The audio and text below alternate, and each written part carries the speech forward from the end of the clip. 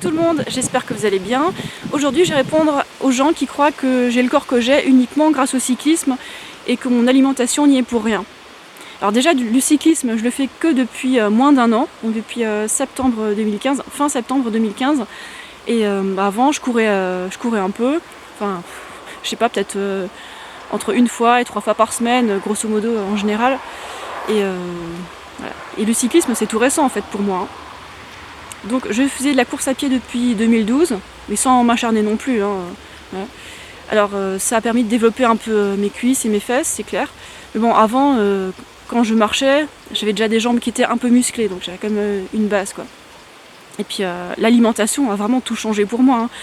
Quand je suis devenue quasiment entièrement frugivore, c'est là que j'ai minci, j'ai fondu en faisant quasiment pas d'efforts, c'était trop facile, quoi. Et pourtant je mangeais 5 repas par jour, je me faisais plaisir, je mangeais tous les fruits que j'avais envie, et puis je mangeais aussi de temps en temps des féculents. Et puis j'ai jamais eu peur des féculents, j'ai jamais eu peur des glucides. Et voilà. Pour moi l'alimentation c'est le facteur numéro 1 qui explique si on a de la graisse ou pas sur le corps, quoi. Alors depuis que je fais du cyclisme, j'ai quand même beaucoup plus faim et je me permets beaucoup plus souvent de manger de la junk food vegan. Par exemple du fromage végétal, des trucs comme ça, quoi. Mais si je faisais pas de sport, si je faisais seulement un peu de course à pied, je me le permettrais pas souvent de manger des trucs gras et industriels, c'est clair. Voilà. Alors pour faire un peu le tour du sujet, je pense que l'alimentation c'est vraiment l'explication primaire qui fait qu'on est maigre ou pas, quoi. Si on mange des produits animaux qui sont pleins de graisses saturées, d'hormones, de graisses trans, forcément ça va nous apporter de la graisse, parce que la graisse qu'on mange, c'est la graisse qu'on porte.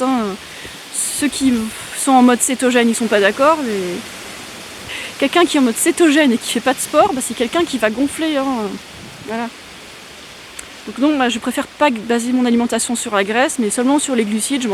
Je mange tous les glucides que j'ai envie. Et j'ai jamais eu peur des glucides. Alors, ce qui explique aussi que je ne grossis pas en mangeant tous les glucides que j'ai envie, c'est que j'ai pas fait de régime dans ma vie. Donc pour moi, pas d'effet yo-yo après. Et toutes celles qui ont des problèmes avec l'alimentation à volonté, c'est celles qui ont fait des régimes avant, quoi. Si je ne grossis pas, c'est aussi parce que je n'ai pas de fatigue chronique. La fatigue chronique, ça peut faire grossir parce que quand le système hormonal il fonctionne pas bien, on grossit. Voilà. Nous les femmes, voilà, c'est notre problème. On fait de la cellulite quand on est fatigué, quand on est vraiment très très fatigué, quand on a de la fatigue chronique. Alors moi je me couche tôt, je me couche à 8-9 heures le soir. Ça veut pas dire que je m'endors tout de suite, mais au moins je permets à mon corps de bien se reposer, je le laisse tranquillou. Et puis les hormones expliquent aussi la prise de poids ou la perte de poids. Alors quand on dit c'est parce qu'on prend de l'âge, c'est normal de prendre du poids quand on est une femme, pas forcément. Regardez-moi, regardez Frélie, regardez celles qui ont une alimentation riche en glucides à long terme. Là en ce moment c'est vrai que je fais beaucoup de vélo, mais je suis tellement passionnée, j'ai des montagnes à disposition pour faire mes muses, alors j'en fais beaucoup, mais je sais pas si j'en ferai autant toute ma vie. D'ailleurs je pense que voilà, si je devais en faire moins, par exemple si j'étais dans une ville, ou alors dans un endroit où il n'y a pas de montagne, ou si j'ai moins de temps, je pense que je ferais peut-être 20 ou 30 km par jour de vélo, et puis basta, quoi. Voilà, pas plus. Et puis je suis sûre que je pourrais manger encore tout ce que j'ai envie, manger à ma faim. De toute façon, la faim s'ajuste à nos dépenses énergétiques, donc on finit par s'y retrouver.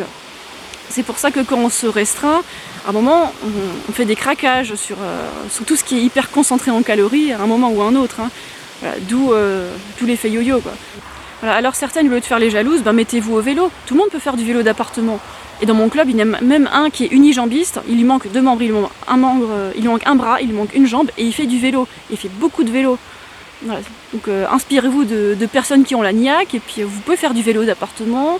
Si vous avez des pistes cyclables près de chez vous, c'est cool, vous pouvez en faire aussi. Et puis si vous n'avez pas le temps, je sais pas, organisez votre vie autrement. C'est quoi votre but voilà.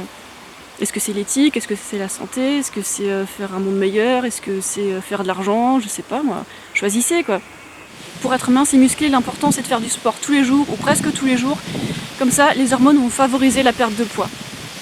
C'est comme ça que ça marche.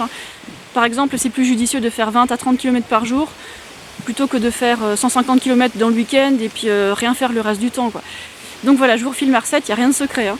Se coucher tôt tous les soirs pour se lever tôt le matin, c'est vachement mieux pour les hormones. Et aussi faire du sport régulièrement, pour les hormones encore une fois. Manger beaucoup de glucides et peu de gras. Et aussi boire suffisamment d'eau de manière à avoir une urine quasiment transparente, se stresser le moins possible, avoir une attitude de gratitude, être patient. Voilà.